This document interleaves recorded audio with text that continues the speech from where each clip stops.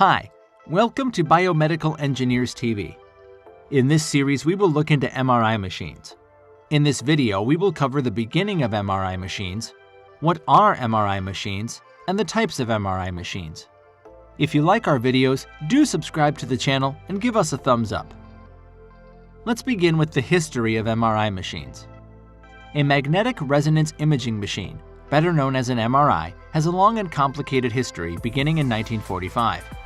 It all started when Swiss physicist named Felix Bloch conducted an experiment regarding a new method of nuclear induction, a study of nuclear moments in solids, liquids, or gases. It was by pure chance that at this same exact time, the same experiment had been made by Edward Mills Purcell and his collaborators at Harvard University. E. M. Purcell was an Illinois native with a degree in electrical engineering, and together both Purcell and Bloch won the 1952 Nobel Prize for Physics for their published papers on nuclear magnetic resonance, or NMR, which is the science behind the MRI. A year later, Raymond Damadian created the first full-body MRI machine, and the first MRI body exam was operated on a human. It took almost 5 hours to produce one image. In the years following the first MRI machine full-body exam, technology has come a long way. The machine uses magnetic fields to scan the patient and then sends the signals back to be converted into images by a computer. Today, an MRI scan can take anywhere from 10 minutes to over 2 hours, depending on the size of the area being scanned. Let's know about what are MRI machines. During an MRI scan, you lie on a flatbed that's moved into the scanner. Depending on the part of your body being scanned, you'll be moved into the scanner either head first or feet first. The MRI scanner is operated by a radiographer who is trained in carrying out imaging investigations. They control the scanner using a computer, which is in a different room to keep it away from the magnetic field generated by the scanner. You'll be able to talk to the radiographer through an intercom, and they'll be able to see you on a television monitor throughout the scan. At certain times during the scanner will make loud tapping noises. A coil might be placed around the part of your body being scanned, such as your head, knee, or abdomen. This coil is really a special radio receiver that improves the picture and is usually contained in hard white plastic. If the coil begins to become uncomfortable during the scan, tell the MRI technologist. This is the electric current in the scanner coils being turned on and off. You'll be given earplugs or headphones to wear. It's very important to keep as still as possible during your MRI scan. The scan lasts 15 to 90 minutes depending on the size of the area being scanned and how many images are taken. Let's see the different types of MRI machines. A magnetic resonance imaging, or MRI machine, is a sophisticated medical imaging and diagnostic device. They create a low-level magnetic field which causes a specific reaction inside the atoms of the body.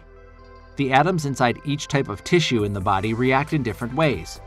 The computer hooked up to the scanner senses these different reactions and then turns what it senses into a visual representation of internal functioning of the patient's body. In the past, all MRI machines not only worked the same, but also looked the same.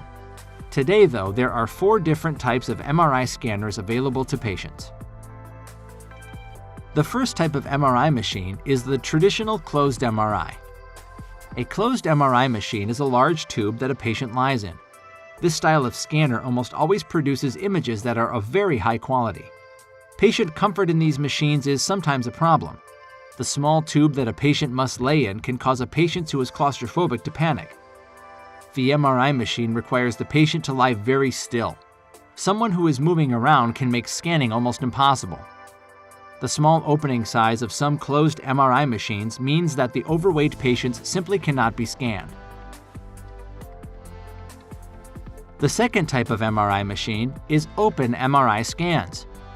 In an effort to allow claustrophobic patients more comfort and to allow obese patients to be scanned, the open MRI was developed. Older open-type scanners did not produce very good quality images due to a reduced number of magnets. The new machines come very close to matching those seen in a closed MRI.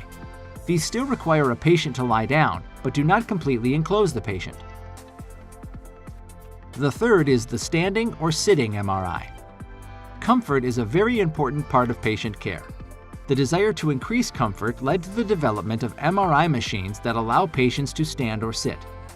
While these machines help with patient comfort, they currently don't provide a good image quality. In the future, these machines may improve in quality, which will make them much more useful. Right now, they are only useful in very specific circumstances.